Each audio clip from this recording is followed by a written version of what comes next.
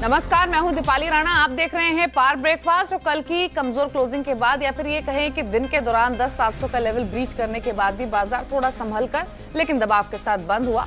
आज का एक्शन कैसा रहेगा? क्या रिकवरी और बढ़ेगी या फिर हम वापस से हो सकते हैं सुस्त? निर्भर करेगा कि विदेशी बाजारों से कैसे संकेत मिल रहे हैं, क्या कुछ खबरें हैं जो बाजार के हिसाब से इंपॉर्टेंट हैं। तो शुरुआत में जो आज की इंपॉर्टेंट खबरें हैं वो आपको बता देते हैं, यानी आज के संकेतों की ओर रुख करते हैं। संकेत अमेरिका से तो अच्छे नहीं है क्योंकि अमेरिका के बाजार का लगभग 1% गिरकर बंद हुए हैं, लेकिन अगर आप अमेरिका के फ्यूचर्स देखेंगे तो उतनी शानदार रिकवरी बन रही है। अमेरिका के फ्यूचर्स स्पेशली डाउ फ्यूचर्स 100 अंकों से ज्यादा की बढ़त के साथ अभी कामकाज वहां पर होता हुआ दिख रहा है। इसके अलावा एशियन मार्केट्स की अगर ओपनिंग देखेंगे तो एशियन मार्केट्स की जो ओपनिंग है वो पॉजिटिव बायस के साथ ही हुई है। ब्रेक्जिट वोट है आज, उस पर दुनिया भर के बाजारों की नजर टिकी हुई है। हांगकांग का बाजार अभी खुला नहीं है, खुलते ही कैसा रिएक्शन दिखेगा वो इंपॉर्टेंट होगा, लेकिन अच्छी बात यह है कि एसजेएक्स निफ्टी 40 अंकों से ज्यादा की मजबूती के साथ अभी ट्रेड हो रहा है। कच्चा तेल लगातार तेजी बनाने के बाद थोड़ा नरम हुआ है, लेकिन रुपया ये मजबूत हुआ है और कल 71 के नजदीक क्लोज हुआ है। हांगकांग का बाजार आपको बता दें 200 अंकों की मजबूती के साथ ट्रेड हो रहा है। लेकिन आज फोकस में रहेंगे तमाम वो स्टॉक्स जिनके रिजल्ट्स आएंगे, जैसे कि जी एंटरटेनमेंट, केपीआईटी टेक, एमसीएक्स और साथ ही जेट एयरवेज भी फोकस में रहेगा, जो कल शानदार तेजी के साथ यानी 16-17% की मजबूती के साथ बंद हुआ था। और खबरें हैं कि जेट एयरवेज की जो बैंक लोन है उनकी रिस्ट्रक्चरिंग हो सकती है। तो ये इंपॉर्टेंट संकेत आज की शुरुआत से पहले टीम हमारे साथ पूरी मौजूद है इन्हीं संकेतों पर चर्चा करने के लिए और आज की रणनीति बनाने के लिए। संदीप हमारे साथ है अंतर्राष्ट्रीय बाजारों का पूरा हाल लेकर, रजत बताएंगे खबरों वाले स्टॉक्स और सुमित उसके बाद हमें रिजल्ट्स का पूरा एक्शन समझाएंगे। जी बिजनेस के मैनेजिंग एडिटर अनिल सिंह भी तो हैं ही जो बाजार पर अपना आउटलुक देंगे। शुरुआत संदीप आपसे कर लेते हैं। पहले तो दुनिया भर के बाजारों का जो आज फोकस है वो ब्रेक्जिट पर ही होगा कि वहां पर क्या वोट डाले जाते हैं पे है। इनफैक्ट अगर आप देखें कल की जो क्लोजिंग थी यूएस के मार्केट्स की और यूरोपियन मार्केट्स की, वो इसी के ऊपर डिपेंडेंट थी। कल यूएस के मार्केट एक बार फिर से 1% गिर के बंद हुए। यूरोपियन मार्केट्स भी, ये जो की वोटिंग है आज यूके की संसद में, उससे पहले नरमी के साथ ही बंद हुए और यूके के बाजार फुटसी वहीं पे ज्यादा प्रेशर था। 1% तक का गोता कल यूके के मार्केट्स में भी आता हुआ दिखा। लेकिन उसके बावजूद देखिए अच्छी बात यह है कि आज एशियन मार्केट की जो शुरुआत हुई है वो पॉजिटिव टोन के साथ हुई है। जितने भी मार्केट्स खुले हैं उनमें गेंस देखने को मिल रहे हैं। निकेई लीड कर रहा है और उसके साथ साथ हैंगसेंग जैसे मार्केट्स में भी अगर आप देखें तो 200 पॉइंट के आसपास से गेंस है। और खासतौर पे एसजेएक्स निफ्टी देखिए 10,800 के आसपास शुरुआत हुई थी और आप देखिए जो गेंस है धीरे धीरे बिल्ड ऑन होते हुए देख रहे हैं। 10,800 के ऊपर के जो लेवल्स हैं वो साफ तौर पे देखने को मिल रहे हैं। देखिए इंपॉर्टेंट ये है इस जो वोटिंग होने वाली उसमें कि क्या यूके की जो संसद है जो ब्रेक्जिट को लेकर डील हुई है ईयू के साथ थेरेसा मे की, उसके ऊपर वो मोहर लगाते हैं नहीं लगाते हैं। आशंका यही है कि शायद इसको लेकर जो सहमति है वो नहीं बनती हुई दिखेगी और इसी वजह से आप देखिए शायद मार्केट्स ने कल इस चीज को पचाने की कोशिश कर भी ली है। कल एशिया में प्रेशर था, यूरोपियन मार्केट्स गिर के बंद हुए। कल यूएस के मार्केट्स भी अगर आप देखें कमजोरी के साथ बंद हुए और उसमें एक फैक्टर और भी था। कल चीन के जो एक्सपोर्ट इंपोर्ट के आंकड़े आए हैं उनमें अनएक्सपेक्टेड, अनुमान के विपरीत गिरावट देखने को मिली। इनफैक्ट अगर आप दिसंबर महीने के एक्सपोर्ट देखें उसमें तो 2 साल में सबसे बड़ी गिरावट देखने को मिली है। तो उसका इंपैक्ट कल यूएस के मार्केट्स में था। लेकिन उसके बावजूद आज जैसा कि एशियन मार्केट की शुरुआत हुई है वो सही में काबिल तारीफ है और ये कहीं ना कहीं इंडिकेट कर रहा है कि शायद हम भी आज कल की कमजोरी के बाद पॉजिटिव खुल सकते हैं। लेकिन इंपॉर्टेंट होगा देखना कि क्रूड के ऊपर भी मार्केट्स कैसे रिएक्ट करते हैं। 9 दिन से लगातार क्रूड में तेजी थी, अब 2 दिन से लगातार कमजोरी देखने को मिल रही है। ब्रेंट $60 के नीचे फिसल गया है और अगर आप WTI क्रूड देखें तो वो वापस करीब $50 के आसपास आ गया है। तो ये भी एक और पॉजिटिव है जिसपे आपको ध्यान रखना होगा। लेकिन हाँ, उठा पटक रहेगी इसकी पूरी पॉसिबिलिटी है क्योंकि जो वोटिंग होने वाली है उसमें क्या फैसला निकल के सामने आएगा इसी को ग्लोबल मार्केट्स ट्रैक कर रहे हैं। ठीक है, तो ये संकेत है ओवरऑल विदेशी बाजारों से ब्रेक्जिट वोट पर डेफिनेटली फोकस होगा। उससे पहले अच्छी बात यह है कि जो एशियाई बाजार है वो बढ़त के साथ ट्रेड हो रहे हैं। हांगकांग 200 अंक ऊपर, एसजेएक्स निफ्टी भी 40 अंकों की बढ़त दिखा रहा है। अब फटाफट से देख लेते हैं कि कल के बाजार में संस्थागत निवेशकों ने क्या किया, उसके बाद आज की रणनीति पर करेंगे फोकस। एफआईएस के आंकड़े आपके सामने लेकर आते हैं। कैश मार्केट के बिकवाली हुई है एफआईएस की ओर से 732 करोड़ की, डीएस ने कैश मार्केट में 527 करोड़ की खरीदारी की है और एफएनओ में एफआईएस ने 325 करोड़ की बिकवाली की है। अब फ्यूचर्स ऑप्शंस के आंकड़े भी देख लीजिए। इंडेक्स फ्यूचर्स एफआईएस ने 990 करोड़ के बेचे हैं, इंडेक्स ऑप्शंस खरीदे हैं 20 करोड़ के और स्टॉक फ्यूचर्स में 558 करोड़ की खरीदारी हुई है। लेकिन अब यहाँ से सीधे रुक करेंगे हमारे स्पेशल सेगमेंट का, जहाँ रोज हम बात करते हैं जी बिजनेस के मैनेजिंग एडिटर अनिल सिंह से।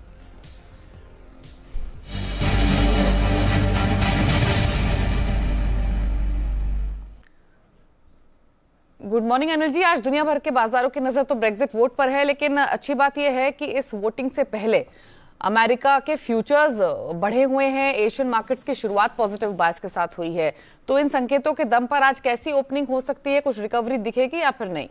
या रिकवरी थोड़ी हो सकती है और कल आखिरी घंटे में थोड़ी सी बाजार ने रिकवरी के संकेत दिए भी थे और क्लोजिंग बेसिस पर हम 10,725 के ऊपर ही बंद हुए हैं। तो ऐसे में क्लोजिंग बहुत बुरी नहीं है, कमजोर तो थी लेकिन ट्रेडिंग रेंज जहां हम क्लोज हो रहे हैं 10,725 10,850 के बीच में, उसी रेंज में जाकर बंद हुए। तो क्लोजिंग बेसिस पर हमने उस लेवल को होल्ड किया और दिन के दौरान भी 10,700 के नीचे कुछ मिनटों के लिए फिर तो ब्रॉडली कह सकते हैं कि 10,700 के लेवल को तोड़ा भी नहीं है। तो ऐसी सिचुएशन में थोड़ी मजबूती, थोड़ी रिकवरी आ सकती है बाजारों में और मुझे लगता है अभी भी बाजार वही रेंज बाउंड रहेंगे, उसी तरह से ट्रेड करेंगे। जहां तक आज के लिए सवाल है 10,675 10,700 निफ्टी पर अच्छे सपोर्ट का काम करेगा और ऊपरी स्तरों पर 10,825 10,850 तक ऊपर की रेंज बनती है जिसमें बाजार ट्रेड करने की कोशिश करेंगे।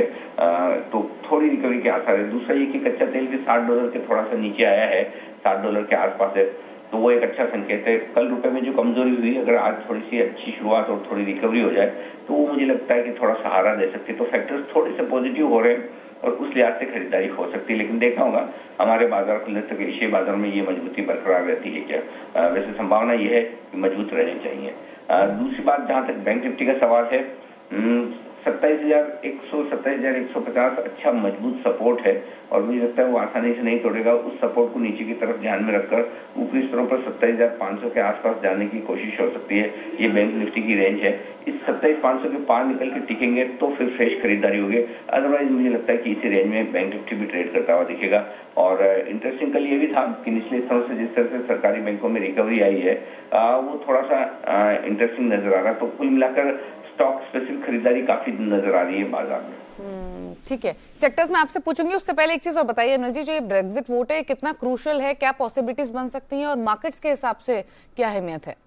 मुझे नहीं लगता कि इससे दुनिया भर के बाजारों पर कोई बहुत बड़ा असर पड़ेगा, क्योंकि अंदाजा है सबको इस इवेंट का, और जब इवेंट का पता होता है तो बहुत ज्यादा फर्क नहीं पड़ता। और जो कुछ भी रिएक्शन होना है पूरे ग्लोबल मार्केट्स में, मेरे ख्याल से एक मैक्सिमम 1 से 1.5% का इंडेक्स का मूवमेंट एक तरफ किसी भी तरफ आ सकता है। तो जो भी नतीजा है यूके की संसद का जो ब्रेक्जिट पर लेकर आता है तो बहुत ज्यादा असर पड़े इसकी संभावना कम है। और एक्चुअली आप देखिए, जब ब्रेक्जिट हुआ उसके बाद ही बाजार उसे पचाकर इतना भाग गया, जो मेरे ख्याल से नहीं तो 1.5-2 साल पहले की जो बात है। तो अब ज्यादा फर्क पड़ना नहीं है और मुझे लगता है कि बाजार इसको आसानी से झेल लेंगे, कोई दिक्कत की बात। ठीक है, आज के लिए सेक्टर्स मुझे लगता है एफएमसीजी शेयरों पर फोकस रखना चाहिए नतीजों से पहले। यहाँ पर धीमे धीमे खरीदारी आती हुई दिखेगी। तो ये स्टॉक्स हैं जो बायो एंड डिप्स हैं, जिसमें आप आईटीसी, जुबिलेंट फूड, मैरिको, डाबर, इस तरह के जो शेयर हैं जो कंजम्पशन से जुड़े हुए हैं, पेंट्स वाले, एशियन पेंट्स, बर्जर पेंट्स, ये सारे स्टॉक्स मुझे अच्छे दिख रहे हैं। तो खरीदारी होनी तो यहीं से होनी है। और बाकी आपने जैसा जिक्र किया हेडलाइन में, विप्रो का जो बायबैक है थोड़ा एक्शन में रहेगा। ठीक, शुक्रिया आपका ये स्ट्रैटेजी बताने के लिए। एफएमसीजी स्टॉक्स फोकस में रहेंगे वो स्पेसिफिक शेयर्स जहां पर आज खबरों का इम्पैक्ट है। लेकिन ये खबरें क्या हैं, किन स्टॉक से जुड़ी हुई हैं, इस पर करते हैं फोकस। रजत हमारे साथ मौजूद हैं खबरों वाले शेयर्स लेकर। गुड मॉर्निंग रजत, बताइए कौन कौन से स्टॉक्स हैं? जी बिल्कुल, जो आज नतीजे आने वाले हैं जिनको क्लोजली ट्रैक कर रहे हैं, एक तो जी एंटरटेनमेंट निफ्टी की कंपनी, उसके नतीजे आएंगे और साथ ही साथ KPIT tech, M6 derivative markets में क्लोजली ट्रैक होंगे। नतीजे यहाँ पर बहुत असर डालेंगे। केपीआईटी टेक और M6 के नतीजे आज हैं। इसके अलावा जो नतीजे आए हैं पोस्ट मार्केट आज, उसमें टाटा मेटालिक्स पहला नतीजा जिसमें मुनाफा 2% घटा है, 39.6 करोड़ का मुनाफा रहा है, सालाना आधार पर 2% की गिरावट। आय में 11.5% का इजाफा देखने को मिला। एबिटा लगभग 2.8% बढ़ा है, लेकिन दिक्कत यह है कि इनके मार्जिन टूटे हैं, 14.8% से घटकर मार्जिन 13.7% रहे हैं। तो बहुत ही मिक्स सेट ऑफ रिजल्ट्स हैं टाटा मेटालिक्स के। आईसीआईसीआई सिक्योरिटीज के नतीजे कमजोर हैं, मुनाफा 33% घटा है, 102 करोड़ का आंकड़ा इस कंपनी ने पोस्ट किया है। आय में 18% की गिरावट देखने को मिली है और ब्रोकरेज आय, डिस्ट्रीब्यूशन आय यहाँ पर 17% और 11% की गिरावट जो है वो देखने को मिली है। तो कमजोर नतीजे हैं आईसीआईसीआई सिक्योरिटीज के। इंडिया बुल्स वेंचर्स आज सबसे ज्यादा एक्शन दे सकता है, क्योंकि कंसोलिडेटेड आधार पर मुनाफा जो लगभग 2.5 गुना बढ़ा है, 121 करोड़ के आसपास की फिगर कंपनी ने पोस्ट के मुनाफे में, और एनआई भी 2.2 गुना बढ़ती हुई नजर आई है। साथ ही कुछ न्यूज फ्लोज भी हैं जिसके कारण इंडिया बुल्स वेंचर्स पे आज नजर रखनी होगी। फोकस में जेट एयरवेज है। कल दोपहर से ही बहुत अच्छी खरीदारी स्टॉक में देखने को मिली, लेकिन अब सूत्रों के हवाले से खबर ये निकल के आ रही है कि एतिहाद हो सकता है कि अपनी हिस्सेदारी बढ़ाए, 49% के आसपास करने की बात की जा रही है। इसके अलावा नरेश गोयल अपनी हिस्सेदारी कम कर सकते हैं। अभी नरेश गोयल की हिस्सेदारी 51% की है। ऊपर से अभी खबर सोर्सेज के वाले से आ रही है कि जो फॉरेंसिक ऑडिट हो रहा था बैंकिंग कंसोर्शियम की ओर से, वहां पर भी कोई डाइवर्जेंस नहीं पाया गया है, यानी कि क्लीन चिट मिलने की पूरी संभावना। कर्ज रिस्ट्रक्चरिंग कर सकते हैं लेंडर्स और हो सकता है कि वहां से भी कुछ हिस्सा खरीदने की बात निकल के आए। और अब बैंक्स और साथ साथ जेट एयरवेज के बीच में जो बैठक होगी वो कल होगी, ये इंपॉर्टेंट बैठक होगी। विप्रो का आज इंपॉर्टेंट दिन है। विप्रो इसलिए क्योंकि बोनस शेयर जारी करने पर बोर्ड विचार कर रहा है और 17 और 18 जनवरी जो की तारीख है यहाँ पर बोर्ड बैठक की, इसमें हो सकता है कि बोनस शेयर अलॉटमेंट पे कोई बड़ा फैसला कंपनी ले ले। सिप्ला एक और कंपनी यहाँ पर बायोसिमिलर के साथ के लिए इन्होंने करार किया है और चाइना की कंपनी है बायोथेरा जिसके साथ इन्होंने करार किया है। और एयरटेल भी आज फोकस में है क्योंकि एयरटेल ग्रुप कंपनीज को पूरा, एयरसेल ग्रुप कंपनीज को पूरा भुगतान कर दिया गया है। कंपनी कह रही है कि सुप्रीम कोर्ट के फैसले के बाद 10 जनवरी को यह भुगतान किया गया है। और आखिर में है फर्टिलाइजर स्टॉक्स जिसमें 30,000 करोड़ की अब अतिरिक्त सब्सिडी जो है, यानी कि एक्स्ट्रा बर्डन हो सकता है कि सरकार पे पड़ जाए। FY19 में फर्टिलाइजर सब्सिडी ओवरशूट हो सकती है, 1 लाख करोड़ तक पहुंच सकती है, जो आज फर्टिलाइजर स्टॉक्स एक्शन में रहने वाले हैं। फोकस बनाएंगे फर्टिलाइजर स्टॉक्स, अर्निंग्स वाले शेयर्स, जहां पर आज अर्निंग्स का इंपैक्ट दिखेगा जिनके नतीजे आ चुके हैं। लेकिन शुरुआत में रजत ने जिक्र किया था कुछ कंपनियों का जिनके नतीजे आ जाने हैं, जैसे कि KPIT टेक, MCX, तो इन्हीं पर करते हैं फोकस। सुमित हमारे साथ मौजूद है रिजल्ट प्रीव्यू लेकर। Good morning Sumit. पहले तो KPIT टेक के बारे में बताइए। कल एक चीज देखी हमने, बाजार बंद होने से आधा एक घंटे पहले ना ज्यादातर मिड कैप IT स्टॉक्स बहुत दमदार तेजी दिखा रहे थे, लेकिन KPIT टेक नहीं परफॉर्म कर रहा था। ये काफी ठंडा था। नंबर्स के ठंडे ही आ सकते हैं या थोड़े बेहतर भी एक्सपेक्ट कर सकते हैं? देखिए IT के जो ट्रेडिशनल नंबर्स है Q3 के वो आमतौर पर वीक ही रहते हैं, लेकिन KPIT टेक के नंबर्स भी मोर और लेस बहुत ज़्यादा अच्छे नहीं, ठीक ठाक नंबर कंपनी इस तिमाही के अंदर पोस्ट कर सकती है। रेवेन्यू फ्रंट पे जो इनके रुपी रेवेन्यू है करीब 2% बढ़ने का अनुमान लगाया जा रहा है और मुनाफा जो है वो 86 करोड़ रुपए आएगा, जो कि 82 करोड़ से बढ़कर आएगा। तो बहुत ज़्यादा नहीं, फ्लैट कंपनी के मुनाफे के अंदर बढ़त आ सकती है और आय करीब 2% बढ़ने का अनुमान है। 1102 करोड़ रुपए कंपनी की आय रह सकती है। डॉलर रेवेन्यू 15.3 से 15.4 करोड़ डॉलर के आसपास आएगा, यानी फ्लैटिश यहाँ पर भी नंबर आएंगे, आधा फीसदी के आसपास की बढ़त रह सकती है। क्रॉस करेंसी जो कांस्टेंट करेंसी ग्रोथ है वो करीब 1.5% के आसपास आते हुए दिखाई पड़ेगी और कांस्टेंट करेंसी ग्रोथ में डॉलर रेवेन्यू ग्रोथ जो है वो 0.5% के आसपास होगी, यानी कि मोर और लेस जो क्रॉस करेंसी हेडविंड है वो करीब 75 बेसिस पॉइंट के आसपास तिमाही के अंदर कंपनी फेस कर सकती है। इनका इंजीनियरिंग और मैन्युफैक्चरिंग दोनों बिजनेस के अंदर एक स्लो ग्रोथ रहेगी और बहुत ज़्यादा फायरवर्क की उम्मीद यहाँ ना रखी जाए। फ्लैटिश नंबर KPIT टेक के अंदर आ सकते हैं। दूसरा नंबर जो है वो है MCX का। MCX के केस में नंबर जो है वो लो बेस की वजह से एक अच्छे रोबस्ट नंबर आते हुए दिखाई पड़ेंगे। कंपनी का मुनाफा जो है वो 19 करोड़ से बढ़कर सीधे 35 करोड़ रुपए इस तिमाही के अंदर आ सकता है और आय भी 61 करोड़ से बढ़कर रफली 76 करोड़ रुपए 77 करोड़ रुपए के आसपास तिमाही के अंदर कंपनी पोस्ट कर सकती है। 25% के आसपास आय में ग्रोथ रहेगी और मुनाफा करीब 84% के आसपास बढ़ने का अनुमान लगाया जा रहा है। ऑपरेटिंग परफॉर्मेंस भी इंप्रूव होगी, 75% के आसपास ऑपरेटिंग परफॉर्मेंस बढ़ेगी और जो मार्जिन हैं वो 22% से बढ़ के करीब 30% के आसपास यहाँ पे मार्जिन रहने का अनुमान लगाया जा रहा है। वाई बेसिस पे अनुमान, ये जो नंबर्स हैं ये थोड़े से स्लगिश काइंड ऑफ आते हुए दिखाई पड़ेंगे। तो एक लो बेस का बेनिफिट है, वॉल्यूम फ्रंट पे थोड़ी ग्रोथ है, वो चीज़ें प्ले आउट करेंगी। हाँ, क्रूशल है कि जो गोल्ड पार्ट है उसका वॉल्यूम नहीं रहेगा, क्रूड पार्ट जो है उसका वॉल्यूम थोड़ा बेटर आता हुआ दिखाई पड़ेगा। ठीक है, पिछले साल इसी तिमाही का बेस काफी कम था, इस वजह से नंबर्स वैसे देखेंगे तो काफी बेहतर दिख रहे हैं, बट अगर ओवरऑल परफॉर्मेंस देखेंगे तो ठीक ठीक ही रह सकते हैं। KPIT टेक के भी बहुत अच्छे नंबर्स एक्सपेक्टेड नहीं है। दोनों स्टॉक्स कल थोड़े से सुस्त बंद भी हुए थे और शुरुआत एशियन मार्केट्स के पॉजिटिव नोट पर हुई है। हांगकांग के बाजार में भी 200 अंकों पर कारोबार कर रहे हैं और SGX निफ्टी भी लगभग 40 अंकों पर है। ऐसे में आज ट्रेड आपको निफ्टी पर कैसे लेना है, किन स्टॉक्स में ट्रेडिंग कर सकते हैं, इस पर करते हैं बातचीत। हमारे साथ नीलेश जैन मौजूद हैं, केडिया कमोडिटीज, इनफैक्ट नीलेश जैन है इक्विटीज पर राय देने के लिए, कमोडिटीज पर आउटलुक देने के लिए अजय केडिया कुछ ही देर में हमारे साथ मौजूद रहेंगे। लेकिन नीलेश जी गुड मॉर्निंग, पहले तो बताइए निफ्टी पर कैसे ट्रेड लेना है आज? Good morning. फर्स्ट निफ्टी का स्ट्रक्चर देखिए, एक मेडिकल ट्रेंड फॉर्म हो रहा है और कल के सेशन में एक किसी गिरावट देखने को मिली थी हमको। पिछले 3 सेशन में इनफैक्ट हम गिरावट देख रहे हैं। कल के सेशन में सेकंड हाफ में थोड़ी सी पुल बैक रैली आई थी, 10,700 को निफ्टी में डिपेंड किया था, बट मेरा ये मानना है कि ओवरऑल सेटअप थोड़ा सा वीक हो चुका है। एक स्ट्रक्चर ब्रेकडाउन कल हमको देखने को मिला था। ये पुल बैक जो रैली हमको सेकंड हाफ में देखने को मिली थी वो एक्सटेंड हो सकती है। 10,780 10,800 एक लेवल है, वापस से रिसेट कर सकते हैं, बट मेरा ये मानना है कि ओवरऑल स्ट्रक्चर ब्रेकडाउन के बाद ऑप्शन तो काफी वीक लग रहे हैं। ऑप्शन में कॉल रेटिंग देखने को मिली थी 10,800 10,900 के स्ट्राइक में, तो वो कहीं ना कहीं इंडिकेट कर रहा है कि निफ्टी अगर एक पुल बैक रैली देता है तो ऊपर हमको फिर से सेलिंग प्रेशर जरूर देखने को मिलेगा। तो निफ्टी में बिकवाली करके चलने की 10,850 का एक स्टॉप लॉस होगा और नीचे में 10,700 और 10,650 ये दो टारगेट मैं इमीडिएट टर्म में एक्सपेक्ट कर रहा हूँ। ठीक है, स्टॉक्स कौन से रहेंगे आज के लिए? कल के सेशन में जैसे कि आपने बताया mid cap IT pharma sector में काफी अच्छा रुझान देखने को मिला था। तो अपोलो हॉस्पिटल में कल एक फ्रेश ब्रेकआउट देखने को मिला है। इसके अंदर 25% ओपन इंटरेस्ट में एडिशन भी हुआ है, काफी लॉन्ग बिल्डअप ऑफ पोजीशन देखने को मिली है। अपोलो हॉस्पिटल में कॉन्ट्रा फॉल होता है, इसके अंदर बैकर से स्टॉप लॉस हुआ 39 और टारगेट हुआ 39 सेक्टर हुआ इंफ्रा, इसके fresh breakout short 7% OI addition हुआ था। सेल करके चल का ये कॉल्स बताने के लिए आरबी इंफ्रा बेचने की राय है 147 के टारगेट के लिए 155 का आपको रखना होगा स्टॉप लॉस। अपोलो हॉस्पिटल्स यहाँ पर खरीदारी का व्यू है नीलेश की ओर से, जहां पर आप ट्रेड ले सकते हैं। लेकिन कुछ और ट्रेडिंग कॉल्स आज के सेशन में जो अलग अलग हाउसेस की ओर से आती हैं वो एक बार आपको बता देते हैं। आज की ट्रेडिंग कॉल्स आरबी इंफ्रा पर तो स्ट्रैटेजी नीलेश जैन ने बताई है।